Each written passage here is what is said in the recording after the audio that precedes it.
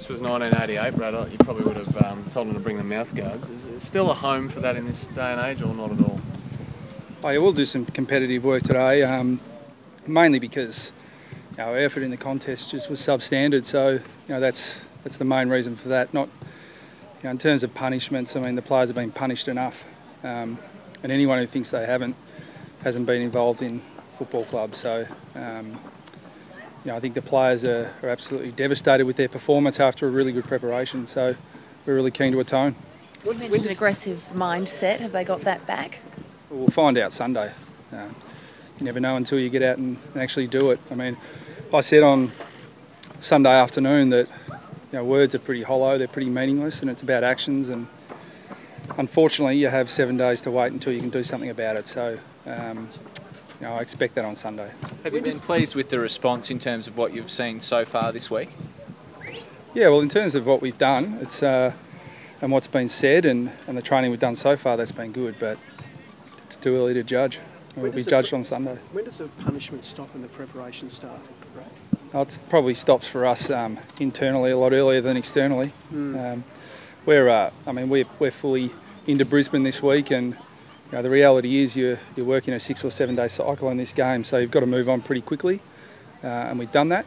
And today will be mostly about what actions we need to take into the game this Sunday. It's not the external stuff. It seems as though, correct me if I'm wrong, but every time North have lost by a lot over the years, there's calls for statements at the selection table, and certain blokes have got to be axed. What do you say about that? I mean, do you just pick the best 22 that you think will win the game regardless? No, I don't say anything about it. My job's to pick the best team that gives us the best chance of winning on the weekend. Clearly with a short, medium, long-term goal in mind as well. But that's secondary. I mean, the first goal is to pick the team we think is going to win, or it's going to give us the best chance to do that.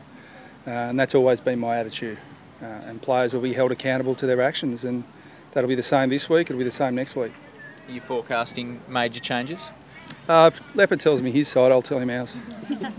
Did the review unearth any new things that you weren't aware of on Sunday, Brad, or just still the same concerns you had after the game? Oh, pretty similar themes, Nick. Yeah, some more of the micro things that were just a little bit off, but I mean they weren't significant in the outcome. It was more there for everyone to see, not only coaches, but everyone could see that we were slaughtered in the contest. We were disorganised and poor in defence. We were fumbly and lacked method going forward. So when those three things go against you, it's not going to be a good result. Contested ball is normally a strength, but are there any other bad habits that are sort of common in that defeat from, say, some of the poorer defeats last year? Oh, look, I think to be completely honest with you, it doesn't take a Rhodes Scholar to work out that the big, strong key forwards of the competition have got a hold of us. That's, again, really plain for everyone to see. So we worked on that really hard through the pre-season, and we were really disappointed with the outcome. But that being said, Joel Tippett and Robbie Tarrant and Scott Thompson, we're looking forward to getting Hansen back. But in the pre-season, those defenders had to take Taylor Walker and his crew. The next week they took Jared Ruffhead and his crew, and the week after was Jack Rewalt and the other guys, and they did a good job. So we had confidence going in that we trained it really well, but we just got, I think we conceded almost 40 inside 50s in the first half. So that you're going to be an unbelievable defence if you can hold up under that sort of pressure. I was just going to ask how far away Lockie might be, Brad. Hopefully not far away. He's, as I've said in the past, he's medically right to go, but it's just a matter of match fitness. So we don't think he'll take too long, but it won't be this week. Next week's a possibility. And Ben Brown? Yeah, Brown's available for selection. He was available last week. He just, we went with a slightly different forward structure and went with run, and that didn't work, obviously. But he's available this week. So you think you might tinker and maybe go with a bit of a taller forward mix this week?